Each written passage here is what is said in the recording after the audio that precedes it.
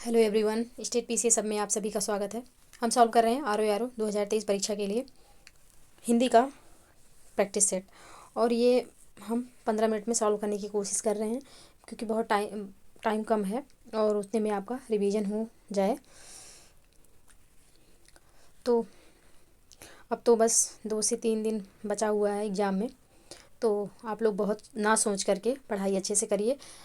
Schedule के according पढ़ाई करते रहिए क्योंकि अगर सोचना स्टार्ट करेंगे तो डर अंदर से डर लगेगा और फिर जब डर लगता है तो फिर पढ़ने का बिल्कुल मन नहीं करता। दिमाग में अलग अलग चीज़ आती हैं कि करें क्या, अब क्या पढ़ लें, क्या और पढ़ लें। तो अपने पढ़ाई को कंटिन्यू रखिए, फालतू की चीज़ों पे गौर मत करिए और अपने सेंटर पे यथावत समय पे पहुंच जाइए और टाइमिंग का बिल्कुल ध्यान रखिएगा पेपर में। तो चलिए, ये सब बातें नेक्स्ट के वीडियो में होंगी। आज स्टार्ट करते हैं अपना ये प्रैक्टिस सेट। और वीडियो पसंद आए तो प्लीज़ लाइक और शेयर कर दीजिएगा, चैनल को प्लीज़ सब्सक्राइब कर लीजिए। चलिए स्टार्ट करते हैं। निम्नलिखित में से एक शब्द स्थूल का विलोम नहीं है। कौन सा इसमें स्थूल का विलोम नहीं है? तो सूक्ष्म, तन्वी और दुर्बल, ये सब स्थूल के विलोम हैं। शाश्वत जो है यह इसमें स्थूल का विलोम नहीं होगा, तो ऑप्शन डी इसका सही आंसर हो जाएगा। नेक्स्ट प्रश्न है, निम्नलिखित विलोम शब्दों का एक सही युग्म है। कौन सा युग्म इसमें ऐसा है जो कि सही है? तो ऑप्शन डी हो जाएगा। आदृत का तिरस्कृत बिल्कुल सही विलोम शब्द है, ऑप्शन डी बिल्कुल सही आंसर हो जाएगा। नेक्स्ट प्रश्न है, निम्नलिखित में से विलोम शब्दों की दृष्टि से एक युग्म गलत है, वह है? कौन सा युग्म इसमें से गलत है? तो आग्रह का जो विग्रह दिया हुआ है यह गलत है। आग्रह का जो विलोम होता है वह होता है दुराग्रह, तो ऑप्शन सी यहाँ पे सही आंसर होगा। बाकी विधि का निषेध, आह्वान का विसर्जन और अमीय का हलाहल बिल्कुल सही विलोम है, तो ऑप्शन सी यहाँ पे सही नहीं है। आग्रह का जो होगा विग्रह नहीं होगा, दुराग्रह होगा, तो ऑप्शन सी यहाँ पे सही आंसर हो जाएगा प्रश्न के अकॉर्डिंग। नेक्स्ट प्रश्न है, यथार्थ का विलोम है। यथार्थ का विलोम क्या होगा? तो यथार्थ का विलोम होगा कृत्रिम, ऑप्शन ए यहाँ पे सही हो जाएगा। नेक्स्ट प्रश्न है, निम्नलिखित में से अनघ का विलोम है। अनघ का विलोम क्या होगा? तो ऑप्शन डी हो जाएगा अघी। नेक्स्ट प्रश्न है, निम्नलिखित में से कौन सा विलोम युग्म त्रुटिपूर्ण है? कौन सा इसमें ऐसा है जो कि त्रुटिपूर्ण है? तो आमिष का जो सामिस दिया हुआ है यह त्रुटिपूर्ण है, क्योंकि आमिष और सामिस दोनों एक दूसरे के समानार्थी होते हैं। इनका जो विलोम होता है, दोनों का विलोम वह निरामिष होता है, तो ये याद रखिएगा। बाकी आधार का आधेय बिल्कुल सही है, बिनत का उद्धत भी सही है और संपत्ति विपत्ति का संपत्ति भी बिल्कुल सही विलोम है, तो ऑप्शन ए यहाँ पे प्रश्न के अकॉर्डिंग सही आंसर हो जाएगा। नेक्स्ट प्रश्न है,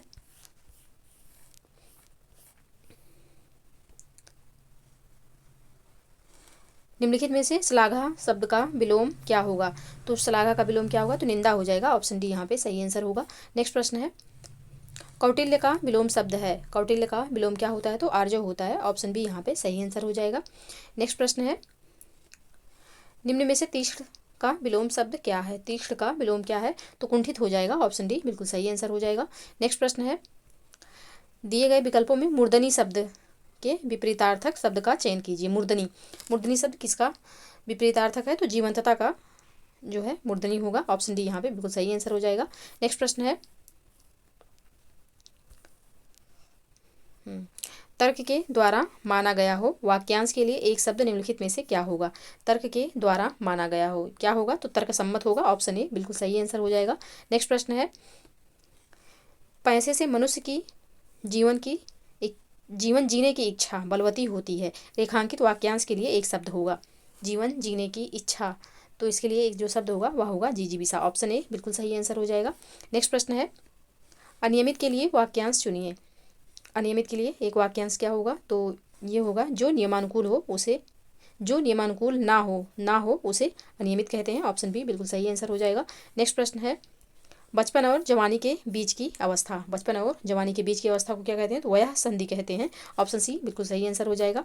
नेक्स्ट प्रश्न है, अधिक श्रवण करने के पश्चात जिसको ज्ञान की प्राप्ति हुई हो के लिए एक शब्द प्रयुक्त होगा, किसके लिए? तो यहाँ पे जो इसका सही आंसर होगा वह होगा बहुश्रुत, ऑप्शन बी बिल्कुल सही आंसर हो जाएगा। जिसको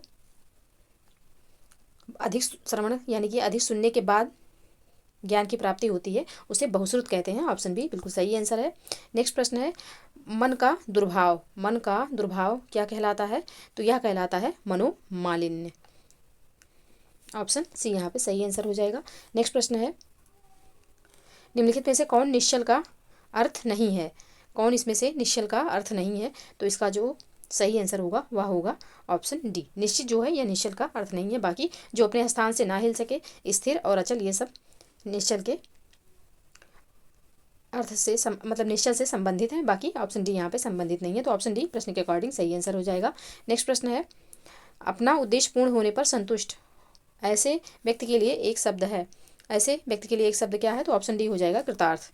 नेक्स्ट प्रश्न है, उपकृत शब्द के लिए सही वाक्यांश है। उपकृत शब्द के लिए सही वाक्यांश का क्या होगा? तो जिस पर उपकार किया गया हो उसे उपकृत कहते हैं। ऑप्शन डी यहाँ पे सही आंसर हो जाएगा। नेक्स्ट प्रश्न है, गतानुगतिक शब्द का सही अर्थ है। गतानुगतिक शब्द का सही अर्थ क्या होगा? तो प्राचीन आदर्श के अनुसार चलने वाला गतानुगतिक कहलाता है। ऑप्शन ए यहाँ पे सही आंसर हो जाएगा। नेक्स्ट प्रश्न है, निम्नलिखित में से खर का पर्याय शब्द नहीं है। खर का पर्याय क्या नहीं होगा? तो तेज जो है वह खर का पर्याय नहीं होगा। बाकी दुष्ट, गधा और तिनका, इन सबका जो पर्याय होता है वह खर होता है, लेकिन ऑप्शन डी तेज का नहीं होता। तो ऑप्शन डी यहाँ पे सही आंसर हो जाएगा। नेक्स्ट प्रश्न है, कुंदन का पर्यायवाची होगा। कुंदन का पर्यायवाची क्या होगा? तो स्वर्ण का पर्यायवाची होता है कुंदन, और हेम का भी पर्यायवाची कुंदन है। तो ऑप्शन ए यहाँ पे बिल्कुल सही आंसर हो जाएगा।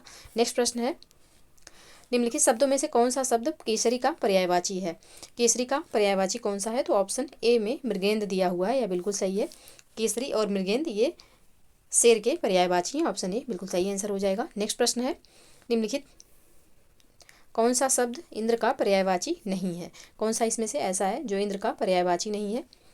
तो पुरंदर, शक्र और मधवा, तीनों, ये मधवा नहीं है, मघवा है, ये ध्यान रखिएगा, क्योंकि माधव जो होता है वो श्री कृष्ण जी का पर्यायवाची होता है, ये मघवा है।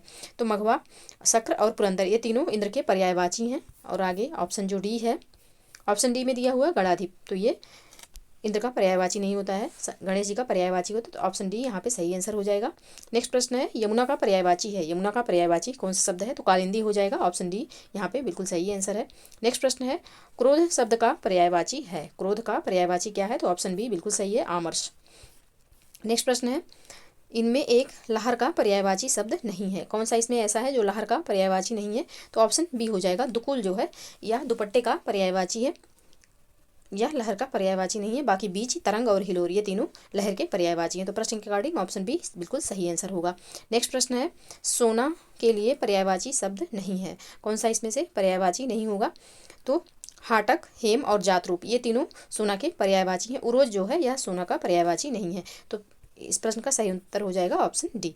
नेक्स्ट प्रश्न है, बहिन का पर्यायवाची शब्द नहीं है। कौन सा इसमें से बहिन का पर्यायवाची नहीं है? तो भगनी, सहगर्भिणी और बांधवी ये तीनों बहिन के पर्यायवाची हैं। ऑप्शन डी में जो चित्रक दिया हुआ है यह बहन का पर्यायवाची नहीं है। तो ऑप्शन डी यहाँ पे प्रश्न के अकॉर्डिंग बिल्कुल सही आंसर होगा। नेक्स्ट प्रश्न है, निम्नलिखित पर्यायवाची शब्दों में से जो एक शब्द मोर का पर्यायवाची नहीं है उसे चिन्हित करें। मोर का पर्यायवाची इसमें से कौन सा नहीं है? तो कीस जो है यह मोर का पर्यायवाची नहीं है, या बंदर का पर्यायवाची है। बाकी केकी, सिखी और शिखंडी ये तीनों मोर के पर्यायवाची हैं। तो ऑप्शन बी बिल्कुल सही आंसर हो जाएगा। नेक्स्ट प्रश्न है, परख का सही तत्सम होता है। परख का सही तत्सम क्या होता है? तो परख का जो सही तत्सम होता है वह परीक्षा होता है। ऑप्शन बी बिल्कुल सही आंसर होगा। नेक्स्ट प्रश्न है, प्राघूण का तद्भव शब्द होगा। प्राघूण का तद्भव शब्द क्या होगा? तो ऑप्शन सी हो जाएगा, पाहुना। नेक्स्ट प्रश्न है, नोचना का तत्सम शब्द है। नोचना का तत्सम शब्द क्या होगा? तो हो जाएगा लुंचन। ऑप्शन बी बिल्कुल सही आंसर होगा। नेक्स्ट प्रश्न है, भभूत का तत्सम शब्द है। भभूत का तत्सम शब्द क्या होगा? तो ऑप्शन ए हो जाएगा, विभूति। नेक्स्ट प्रश्न है, निम्नलिखित में से तत्सम तद्भव का सही युग्म है। कौन सा युग्म यहाँ पे ऐसा है जो कि तत्सम तद्भव का सही युग्म है? तो अक्षवाट का अखाड़ा जो है यह बिल्कुल सही है। ऑप्शन बी यहाँ पे सही आंसर हो जाएगा। नेक्स्ट प्रश्न है, निम्नलिखित में से तत्सम शब्द है। कौन सा शब्द इसमें से तत्सम है? तो ऑप्शन ए गोपाल जो दिया हुआ है बिल्कुल तत्सम शब्द है। इसका जो तद्भव होगा वह होगा ग्वाल। तो ऑप्शन ए यहाँ पे सही आंसर हो जाएगा।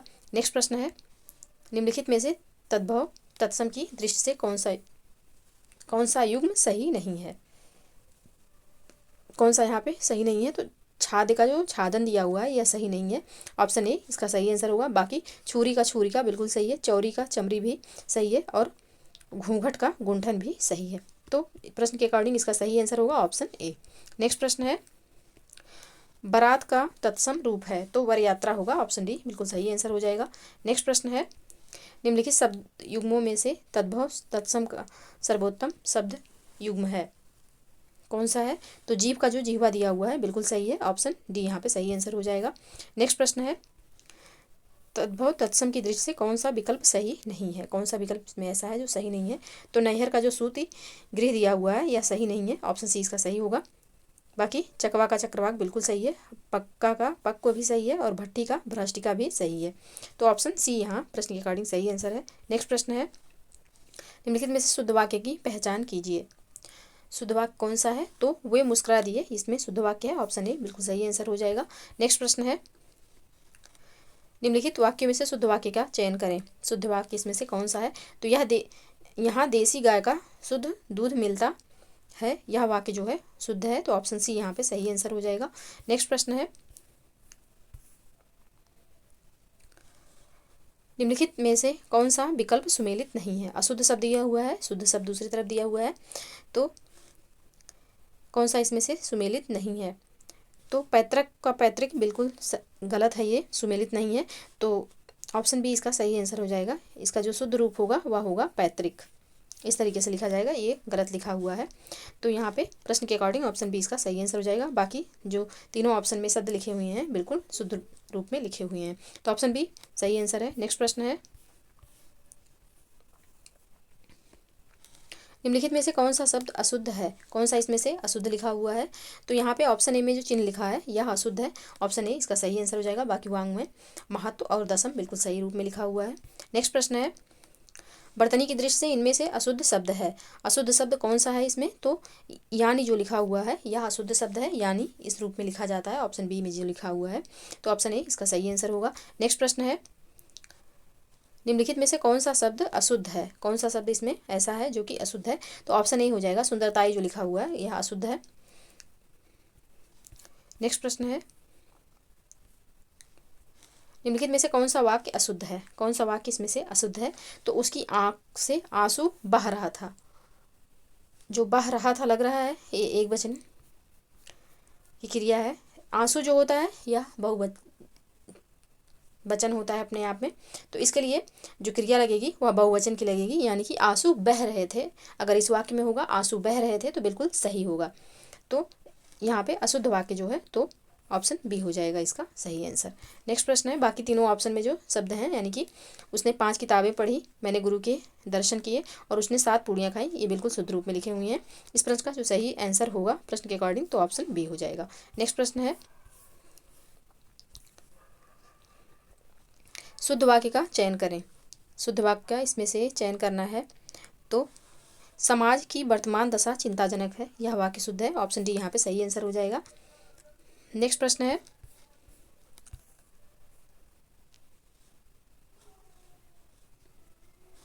एक वाक्य शुद्ध है, कौन सा वाक्य इसमें से शुद्ध है? तो स्वामी विवेकानंद का भाषण सुनकर उपहास उड़ाने वाले अमेरिकियों पर घड़ों पानी पड़ गया, यह वाक्य बिल्कुल शुद्ध रूप में लिखा हुआ है, ऑप्शन ए यहाँ पे सही आंसर हो जाएगा। नेक्स्ट प्रश्न है, शुद्ध वर्तनी का चयन करें। शुद्ध वर्तनी का चयन करना है, यहाँ पे कौन सा सही रूप में लिखा हुआ है? तो जा ज्वल्यमान जो लिखा हुआ है, जा ज्वल्यमान, यह बिल्कुल शुद्ध रूप में लिखा हुआ है, तो ऑप्शन बी इसका सही आंसर हो जाएगा। नेक्स्ट प्रश्न है, निम्नलिखित शब्दों में विशेषण शब्द कौन है? कौन सा इसमें विशेषण है? तो लघु जो है यह विशेषण है, ऑप्शन सी इसका सही आंसर हो जाएगा। नेक्स्ट प्रश्न है,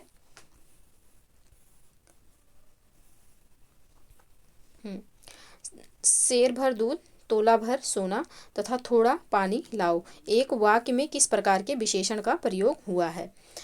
इस वाक्य में किस प्रकार के विशेषण का प्रयोग हुआ है? तो यह सब जो हैं यह परिमाण बोधक हैं, तो ऑप्शन सी यहाँ पे सही आंसर हो जाएगा। नेक्स्ट प्रश्न है, निम्नलिखित में से कौन सा शब्द गुणवाचक विशेषण है? कौन सा शब्द इसमें गुणवाचक विशेषण है? तो गीला जो है यह गुणवाचक विशेषण है, ऑप्शन ए यहाँ पे सही आंसर हो जाएगा। नेक्स्ट प्रश्न है, विशेषण विशेष युग्मों में से कौन गलत है? कौन यहाँ पे गलत है? तो निराकरण का जो निराकृत लिखा हुआ है यह गलत है, तो ऑप्शन सी यहाँ पे सही आंसर हो जाएगा। नेक्स्ट प्रश्न है, एक गणनावाचक विशेषण है, कौन सा यहाँ पे गणनावाचक विशेषण है?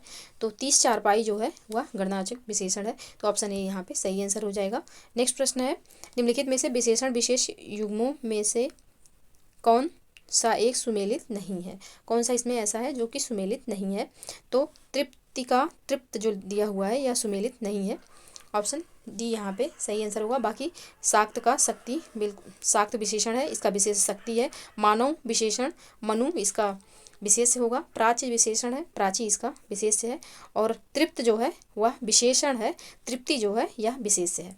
तो इस तरीके से ऑप्शन डी जो है प्रश्न के अकॉर्डिंग सही आंसर होगा। और तृप्ति का हमने सही विशेषण भी जान लिया, तो ऑप्शन डी यहाँ पे सही आंसर होगा। नेक्स्ट प्रश्न है, निम्नलिखित में से कौन एक विशेष शब्द है? कौन इसमें एक शब्द है जो कि विशेष है? तो औचित्य जो है वह विशेष है। ऑप्शन बी यहाँ पे सही आंसर हो जाएगा। नेक्स्ट प्रश्न है, निम्नलिखित शब्दों में से कौन सा एक विशेषण शब्द नहीं है? कौन सा इसमें एक विशेषण शब्द नहीं है? तो यहाँ पे क्षमा जो है यह विशेषण नहीं है, यह विशेष है। ऑप्शन डी यहाँ पे सही आंसर हो जाएगा। नेक्स्ट प्रश्न है, निम्नलिखित में से कौन सा एक विधेय विशेषण है? कौन सा इसमें विधेय विशेषण है? तो मेरे बाल काले हैं, यह विधेय विशेषण है। ऑप्शन डी यहाँ पे सही आंसर हो जाएगा। नेक्स्ट प्रश्न है, निम्नलिखित में से कौन सही है? निम्नलिखित युग्मों में से कौन सही है? तो पांचवी मंजिल क्रमवाचक विशेषण, सगुना बल आवृत्तिवाचक विशेषण, कुछ लोग अनिश्चित संख्या वाचक विशेषण। तो यहाँ पे सभी जो युग्म है वह सुमेलित है, तो ऑप्शन डी यहाँ पे सही आंसर हो जाएगा। ये रहे 60 प्रश्न हमने सॉल्व कर लिए। आपको वीडियो पसंद आए तो प्लीज़ लाइक और शेयर कर दीजिएगा। चैनल को प्लीज़ सब्सक्राइब कर लीजिए और अच्छे से पढ़ाई करिए। अब 2-3 दिन में जो कोर पॉइंट है उसका रिविजन कर लीजिए और बहुत ज़्यादा घबराइए मत, टेंशन मत लीजिए। तो चलिए पढ़ते रहिए, स्वस्थ रहिए। मिलते हैं नेक्स्ट वीडियो में, तब तक के लिए जय हिंद, जय भारत।